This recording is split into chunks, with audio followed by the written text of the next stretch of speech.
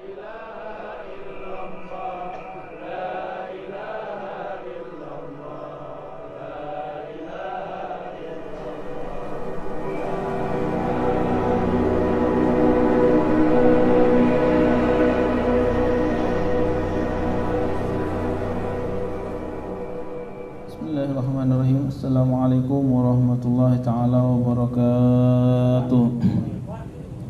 Alhamdulillahirabbil alamin. Allahumma shalli ala sayyidina Muhammad wa ala ali sayyidina wa maulana Muhammad, amma ba'du. Alhamdulillah, puji syukur kehadirat Allah Subhanahu wa taala malam hari ini, di sore hari ini kita masih bisa diberikan Allah kekuatan istiqomah untuk senantiasa kita mengingat Allah Subhanahu wa taala. Tentunya yang hadir di sini, apalagi saya, semua tentunya bukanlah orang yang suci, orang yang bersih, orang yang tanpa dosa, yang dimana hadirnya kita di sini tidak lain karena kita sadar bahwa kita banyak dosa. Tidak ada harapan kita sebagai pendosa kecuali kita ingin juga mengharapkan syafaatnya daripada Nabi Muhammad SAW dan juga pertolongan Allah Subhanahu wa taala. Memang banyak orang berkata bahwa buat apa kamu banyak dosa, buat apa kamu berzikir, kamu ini banyak dosa, kamu ini setiap harinya berdosa. Justru karena kita sadar, karena kita yakin bahwa kita banyak dosa, makanya tidak ada jalan tempat kita untuk bersembunyi dari semua kejahatan kecuali kita tambah dekat kepada Allah Subhanahu wa taala. Adapun kita tergelincir lagi, jatuh lagi, berdosa lagi, bermaksiat lagi, itulah bahwa kita manusia biasa. Letak al-insanu mahallul khata' wal nisyan. Manusia sejati adalah manusia yang dia mengakui semua kesalahan dan dia sadar bahwa itu adalah dosa. Makanya kalau kita telusuri, kalau kita hitung-hitung dosa kita ini sangat banyak. Bagaimana tidak? Bangun tidur kita sudah melakukan perkara dosa. Entah mungkin dosa kita aniaya terhadap istri. Kenapa? Bisa jadi tadi malam istri kita mau minta jatah, kita tidak kasih. Dosa sudah. Ya, jangan anggap kita sepele itu. Dalam hukum fikih itu sudah dosa. Kenapa sebabnya? Istri minta jatah kita tidak kasih, dosa. Atau boleh jadi istri belum mau kita minta maksa, itu dosa. Ya enggak? Jadi berdosa itu bukan hanya nonton film, bukan hanya makan curian, bukan hanya mukul orang. Dosa itu di dalam rumah tangga sendiri kita banyak sekali berbuat dosa. Lihat tetangga pakai celana pendek, hati kita berkata, orang ini tidak sopan, jalanan pakai celana pendek, baru telanjang bulat lagi, tidak pakai baju. Dosa. Makanya kalau kita mau menghitung-hitung dosa kita, alangkah kita ini sangat hina. Makanya wajar Abu Nuwas itu sampai mengarang syair, yaitu Ilahi la tulil firdausi la wala akwa ala naril jahimi fahabli tawbatan waghfir dhunubi fa innaka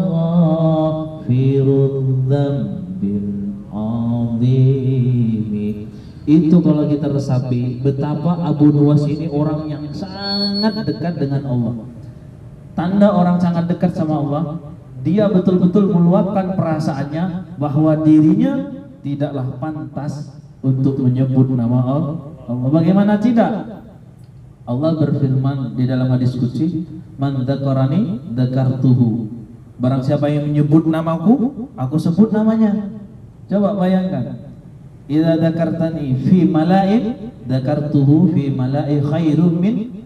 Kalau kau sebut berkumpul begini, bermajelis begini, berbanyak-banyak orang menyebut nama Allah, maka aku sebut di perkumpulan yang lebih bagus dari perkumpulan kita. Perkumpulan mana? Perkumpulannya para nabi. Bahkan di dalam kitab dijelaskan, ketika ada seorang hamba yang menyebut nama Allah, ya Allah, ya Allah, la ilaha illallah, maka di dalam kitab dijelaskan Allah itu panggil semua. Hai para nabi, hai para malaikat, di langit itu bingung, bergemuruh, karena Allah kumpulkan semuanya. Sini, sini, sini. Kenapa? Saksikanlah, saya akan menyebut nama orang yang menyebut namaku. Siapa itu? Tuh, Fulan bin Fulan, Pak Imam. Dia penjual bakso depan rumah sakit. Itu orangnya, segini umurnya. Tolong, apabila dia ada sesuatu, jaga. Apabila dia butuh, berikan. Jangan mengganggu dia. Itu janji Allah Subhanahu wa ta'ala. Makanya kita bersyukur. Walaupun kita ini banyak dosa, masih Allah berikan kita kemampuan untuk kita menyebut nama Allah. Jadi itulah kenapa kita tidak henti-hentinya untuk senantiasa berkumpul di setiap, ya wajar kita ini banyak kerjaan, banyak aktivitas. Tidak tiap hari untuk berkumpul begini tidak bisa, ya enggak? 2 hari sekali tidak bisa, minimal seminggu sekali. Di waktu yang istijabah, di hari yang agung. Waktu istijabahnya hari Jumat. Waktu istijabahnya setelah sholat asar. Dikumpul di waktu itu, kita berzikir, menyebut nama Allah. Apa iya Allah mau menolak doa-doa kita? Makanya kita tetap semangat untuk kita bermuhasabah, mendekatkan diri kepada Allah. Untuk senantiasa kita mendekatkan diri kepada Allah. Memang konsekuensinya, orang yang mau dekat dengan Allah pasti tidak semudah kita dekat dengan pejabat. Kalau kita nih mau dekat pejabat gampang. Jadi tim sukses saja sudah bisa kita dekat. Bisa kita salaman. Ya enggak? Bisa. Mau dekat sama presiden, sudah jadi tim sukses saja. Insya Allah bisa salaman, bisa foto. Tapi kita dekat dengan Allah gampang. Tapi konsekuensinya, pertanggungjawabannya, apa kata Allah dalam Al-Quran? Orang yang mengaku beriman kepada Allah, tunggu, Allah akan timpakan ujian kepada dirinya. Apa? Supaya liya'lamun nas, supaya untuk diketahui orang ini beriman sungguh-sungguh apa bohongan. Ini mengaku cinta kepada Allah apa bote-bote? Kalau semua mengaku, oh saya cinta sama Allah, bisa. Anak 3 ditanya, kau cinta sama Allah? Bisa. Tapi bedanya orang yang benar-benar cinta kepada Allah, apabila datang suatu perkara, ujian apapun bentuknya, dia tetap bersujud kepada Allah, bersimpuh kepada Allah. Itulah orang yang beriman. Kadang kan baru diuji sebentar, sudahlah, malas sudah saya mau mengajar nih, malas saya sudah mau majelis, malas saya sudah. Kenapa sebabnya? Itulah ujian dari Allah. Kau berdoa mau jadi orang alim, kau berdoa mau jadi punya anak yang alim, mau punya anak yang jadi ulama, mau jadi ulama penerus Kanjeng Nabi Muhammad. Tapi ketika aku beri kau ujian, kau berpaling dariku, kau tidak seistiqomah, kau ingkar daripada doamu, maka bukan salah Allah untuk menolak daripada doa kita. Ya, bukankah di dalam Al-Quran Allah telah berfirman, ud'uni istajib lakum, mintalah kamu kepadaku, pasti aku berikan, janji Allah. Tapi kenapa sampai sekarang kita minta tidak diberi? Bukan salah Allah, bisa jadi kita tidak konsisten dengan doa kita. Allahumma ufirli wali walidayya rabbi, Allahumma rabbana atina fid dunya hasanah, Allahumma ja'alna aliman. Ya Allah, berikan saya ilmu futuhal arifin, yang ilmu yang tidak dibuat duga-duga. Ya Allah, berikan hamba-Mu rezeki yang banyak. Doanya kita, Allah janji, siapa yang minta aku kasih. Tapi ingat, harus konsisten dengan doa. Baru aja 1 hari kita minta, besok minta, 1 bulan kita minta, kayaknya Allah ini tidak dengar. Nah, ini orang tidak konsisten. Ada lagi tanda orang tidak konsisten dengan doa. Apa itu? Yaitu dia menyembah Allah dengan waktu. Bagaimana dia menyembah Allah dengan waktu? Waktu nyaman dia doa khusyuk. Tapi baru dikasih kesibukan sedikit, masalah bertubi-tubi, ekonomi anjlok, baru dia dikasih begitu, sudah lupa sama Allah. Jangankan Allah, istri pun dilupa. Oh, ini bukan hamba Allah. Hamba apa? Hamba waktu. Jadi hamba itu banyak macam. Ya, hamba itu banyak. Ada hamba Allah, ada hamba jabatan, ada hamba harta, ada hamba waktu. Siapa hamba waktu? Dia giliran nyaman, uang banyak, istri nyaman, anak ndak rewel, dia mau minta sama Allah. Dia mau sujud sama Allah, mau sholat duha, mau sholat tahajud, mau datang majelis ta'lim, mau belajar. Kenapa? Ekonomi aman, gaji lancar, istri ndak rewel, anak ndak rewel, nyaman. Mau dia majelis, tapi giliran diuji oleh Allah, istri lagi datang bulannya, anak lagi datang rewelnya, ekonomi anjlok, ekonominya ditutup oleh Allah. Di situ dia mulai goyah.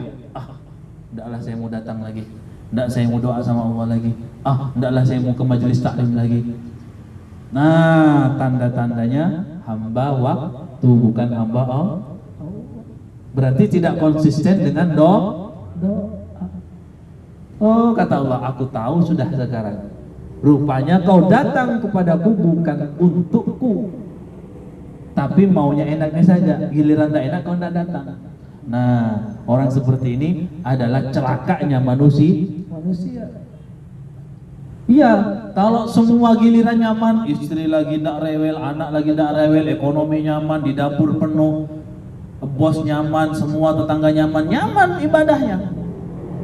Memang semua bisa berdoa kepada Allah, semua bisa khusyuk, semua bisa mengaji. Habis maghrib baca ratib, habis baca ratib mengaji, nyaman. Kenapa? Masalah tidak ada.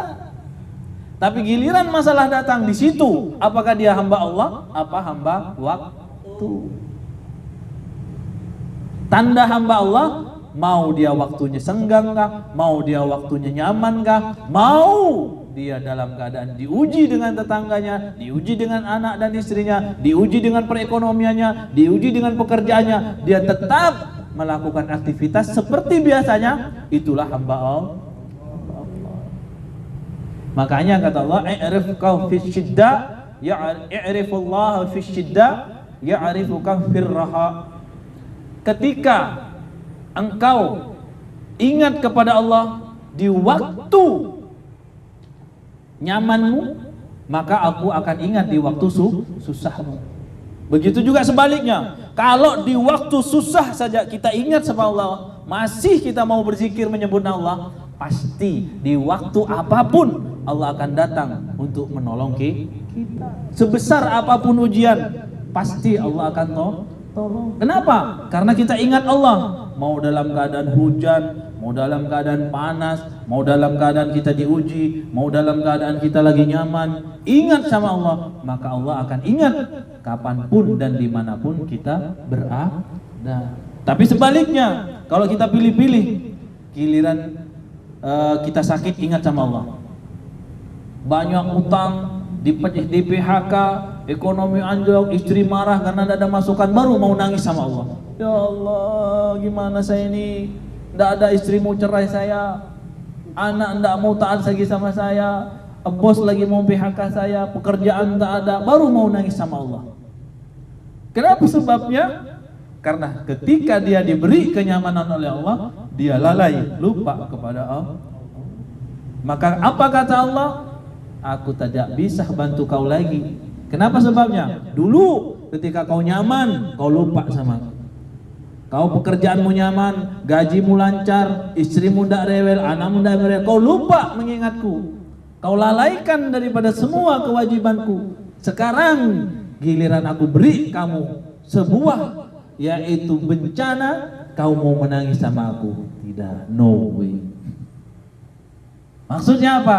Allah pasti balas. Kita ingat sama Allah di waktu nyaman, ketika kita sakit Allah akan ingat sama kita. Makanya ini wadah Majelis Ratibul Athos ini yang kita bangun bersama-sama di hari Jumat ini adalah wadah bahwa kita bukan hamba waktu, adalah gimana kita berusaha sebisa mungkin. Kenapa sebabnya? Kalau kita sama tertarik, ayo tertarik, semuanya selamat dan akhirnya menjadi kebiasaan. Kalau sudah menjadi kebiasaan, maka apa di akhir daripada itu semua? Yaitu man ahabba liqa Allah ahabba liqa. Barang siapa yang rindu ingin berjumpa dengan Allah, Allah lebih rindu juga berjumpa dengan dia. Barang siapa yang rindu menyebut nama Allah, Allah juga lebih rindu menyebut namanya. Kalau sudah Allah angkat namanya menjadi kekasihnya, sebesar apapun ujian di dunia ini, maka dia akan ditolong oleh Allah. Sebesar apapun dia mengalami kehidupan, mau musim corona, mau musim peceklik, mau musim apapun itu namanya, dia tidak terkontrol dengan waktu yang dia tahu bagaimana Allah dekat dengan kita. Kan sekarang banyak nih, aduh ekonomi anjlok, aduh bagaimana, aduh ini pemasukan kurang, aduh. Sekarang banyak orang aduh. Ya enggak, dia enggak lupa bahwa dia terlahir tidak bawa apa-apa. Sekarang dia baru dikasih rumah sedikit, baru dikasih pekerjaan sedikit, dikurangi sedikit, aduh. Ini tandanya kita lebih mau melebihi daripada kekuasaan Allah. Makanya di sini kita, apalagi saya pribadi tentunya, setiap harinya kita melihat kejadian-kejadian di dalam kehidupan kita ini tidak lain karena itu semata-mata adalah ketukan daripada Allah Subhanahu wa taala untuk kita sadar bahwa kita hidup ini ada yang ngatur. Biar kita punya tetangga presiden, biar teman kita ini bupati, gubernur, tidak bisa dia menyelesaikan masalah kita. Tidak bisa dia menyelesaikan problem rumah tangga kita. Tidak bisa dia menyelesaikan ekonomi kita. Tidak bisa dia buat apapun tanpa daripada izin Allah. Makanya hati kita jangan patokkan kepada siapapun kecuali hanya sekedar mencari asbab untuk kita bisa menjalankan perintah Allah. Dengan kita mencari asbab supaya kita dekat, kalau ekonomi lancar di dunia, kata para ulama, maka di akhirat pun akan nyaman. Itu saja sekedar kita untuk hidup di dunia. Mudah-mudahan di sore hari ini yang singkat ini kita tidak panjang lebar. Mudah-mudahan apa yang kita harapkan dan kita hajatkan mudah-mudahan diterima oleh Allah Subhanahu wa taala. Lebih-lebih mudah-mudahan Allah memasukkan ke dalam hati kita pancaran cahaya nur ilahi, nur mahabbah, kecintaan kepada Rasulullah sallallahu alaihi wasallam. Dan mudah-mudahan kelak kita bisa berkumpul bersama orang-orang yang mencintai Rasulullah dan mencintai Allah. Mudah-mudahan kita dimasukkan bersama oleh Allah bersama golongan orang-orang yang mencintai Allah dan golongan orang-orang yang mencintai dan mendapat syafaatnya Rasulullah sallallahu alaihi wasallam. Kita doakan semuanya, khususnya negara kita, bangsa kita, dari semua perpecahan, dari semua pertikaian, dari semua kerusuhan. Dan lebih-lebih kita doakan para ulama-ulama kita, para guru-guru kita, para tokoh-tokoh orang yang menyebarkan Islam. Dan mudah-mudahan semuanya diberikan Allah kesatuan, yaitu menjadi ahlus sunnah wal jamaah. Mudah-mudahan dikokohkan oleh Allah di Indonesia, khususnya di Tarakan ini, yaitu pemahaman ahlus sunnah wal jamaah, sehingga kita semuanya menjadi orang-orang yang diridhai oleh Allah dan diridhai oleh Rasulullah sallallahu alaihi wasallam. Lebih-lebih tuan rumah yang telah menyediakan tempat dan hidangan untuk kita, hadirnya kita di sini karena beliau, tentunya mudah-mudahan beliau juga dibalas yang lebih oleh Allah Subhanahu wa taala, sehingga dibukakan pintu rezeki seluas-luasnya diganti apa yang hidangkan untuk kita, diganti dengan keberkahan yang sangat banyak dari Allah Subhanahu wa taala. Dan mudah-mudahan kita semua yang hadir di sini Allah juga bukakan pintu rezeki seluas-luasnya, rezeki yang diridhoi oleh Allah Subhanahu wa taala. Mudah-mudahan yang punya masalah Allah berikan kemudahan untuk menyelesaikan masalahnya, yang punya problem mudah-mudahan diselesaikan problemnya, dan punya apapun hambatan mudah-mudahan Allah berikan kemampuan untuk kita bisa menyelesaikan semua hambatan-hambatannya.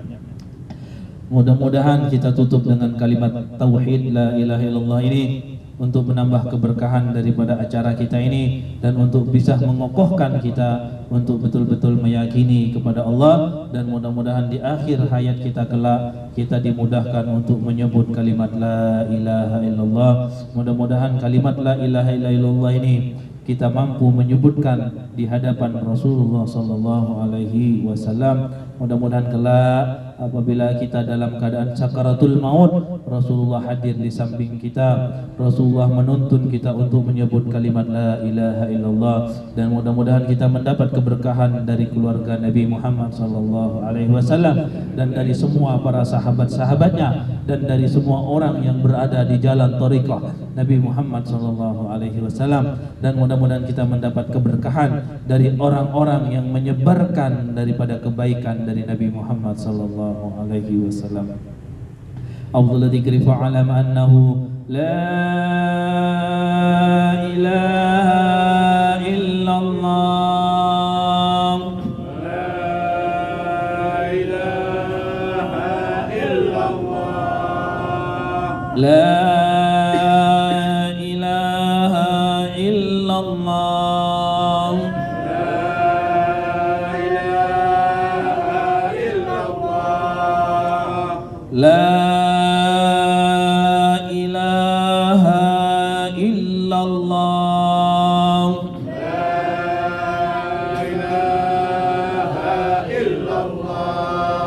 Muhammadur Rasulullah, Muhammadur Rasulullah, sallallahu alaihi wa ala alihi wa ashabihi wa sallam ajma'in adada khalqi wa ridha nafsi wa zinata arshi wa majada kalimati.